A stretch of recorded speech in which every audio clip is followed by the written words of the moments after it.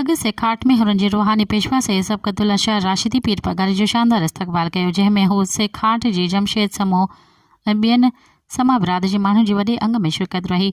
Matiari house ते अॻूणे सूबाई वज़ीर सैयद हाजी जलाल शाह जामोट ऐं सैयद हाजी ख़ुदा ॾिनो शाह जामोट पारां ॾिनल आजड़ में पिणु शिरकत कई। पीर पगारी जो मुख़्तसिर मीडिया सां कुझु ॻाल्हि ॿोल थी, जंहिंमें हुननि जे रूहानी पेशवा चयो त माण्हुनि वटि खाइण लाइ पैसो न आहे, ॿारनि जे स्कूल जी फीस ॾियण लाइ परेशान आहिनि, हुकूमत बेवस ॾियणु नज़र अची रही आहे। ज़रदारी जा इतिहादी उन सां गॾु आहिनि, बसि तॾहिं पई हुकूमत हले।